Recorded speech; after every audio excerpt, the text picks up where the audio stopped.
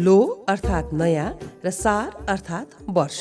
सोनाम लोसार तामाङ समुदायको नयाँ वर्ष हो। यो पर्व नेपालका उच्च पहाडी भेगमा बसोबास गर्ने तामाङ समुदाय सहित चीन लगायतका उत्तरतर्फका छिमेकी मुलुकहरूमा रहेका बौद्ध मार्गी समुदायहरूले हर्षोल्लासका साथ मनाउँदै आएका छन्। नेपालमा सोनाम लोसार तिब्बती नयाँ वर्षको सुरुवातका रूपमा प्रत्येक वर्ष विशेष महत्वका साथ मनाइन्छ। यस दिन पुरुष तथा महिलाहरूले रंगीन र परम्परागत वेशभूषा धारण गर्छन्। डम्फुको तालमा सृजना गरिएका सुमधुर तामाङ सेलो गीत संगीतमा नाचगान गर्छन् र विविध परिकारहरूको स्वाद लिन्छन्। तामाङ समुदायलाई प्रकृति प्रेमी समुदायका रूपमा चिनिन्छ।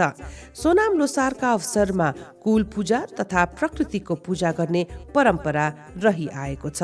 आजको दिन छोरी चेलीलाई बोलाएर टीका लगाइदिने, आशीर्वाद दिने तथा पारिवारिक सम्बन्धलाई अझ बलियो बनाउने चलन रहेको छ। सोनाम लोसार राष्ट्रिय पर्व भएका कारण राष्ट्र प्रमुखदेखि विभिन्न विशिष्ट व्यक्तिहरूले समेत शुभकामना सन्देश आदान प्रदान गर्ने परम्परा छ। लोसार मनाउने समुदायमा लो अर्थात् वर्षहरू 12 वटा हुन्छन्, जसका नाम मुसा, गोरु, बाघ, खरायो, चील, सर्प, घोडा, बाख्रा, भेडा, बाँदर, भाले, कुकुर र सुँगुर जस्ता पशुपन्छी तथा जीव जन्तुको आधारमा राखिएका हुन्छन्। मुसाबाट सुरु हुने यो चक्र सुँगुर वर्षमा पुगेर समाप्त हुन्छ। यस वर्ष सर्प वर्गलाई विदा गर्दै घोडा वर्गको शुभ आरम्भ भएको छ। सोनाम लोसार पर्व नेपाल सहित Singapore, Mongolia, Malaysia, Bharat, Thailand, Vietnam, Bhutan,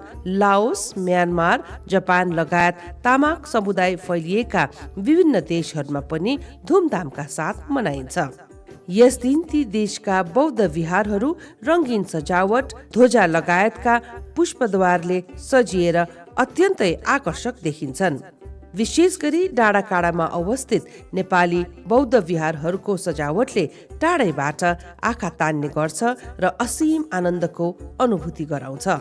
यस अवसरमा घर बस्ती सफा गरी बुद्धका चित्र अंकित ध्वजाहरू टाँगेर पूजा अर्चना गरिन्छ। कतिपय स्थानमा गाउँका लामा मुखियाको उपस्थितिमा सामुदायिक रूपमा भेला भई नाचगान तथा सांस्कृतिक कार्यक्रम आयोजना गरिन्छ।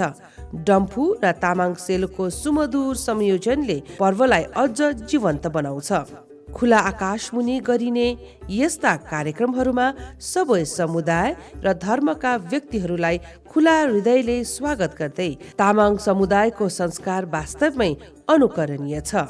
नकारात्मक तत्त्वहरू हटाई सकारात्मक ऊर्जा र आशालाई आह्वान गर्न आज विभिन्न तान्त्रिक विधि, मुखौटा नृत्य समेत गरिन्छ। लामाहरूबाट आशिष लिएर वर्षभरि शुभ सायदको कामना गरिन्छ।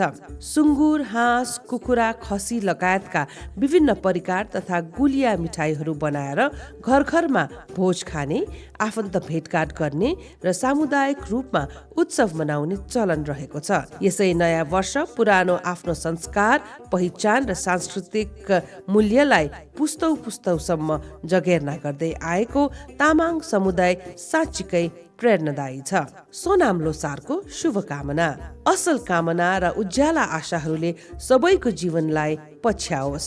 चन्द्रमा दाहिने हुन्। हाम्रा शिक्षालयहरूमा केवल किताबी ज्ञान मात्र प्रदान गर्दैनौ, साना नानी बाबुहरूलाई आफ्नो धर्म, संस्कार, परम्परा तथा मौलिक चाडपर्वको महत्व सिकाउँछौ। साथै नानीहरूको बौद्धिक, नैतिक र सांस्कृतिक विकासमा विशेष जोड दिन्छौ। Stars Montessori Academy, from where your child's career begins. Everest Preschool, the first step to success. Pragma Montessori, a world where every child shines. After school program, where learning continues, fun never ends.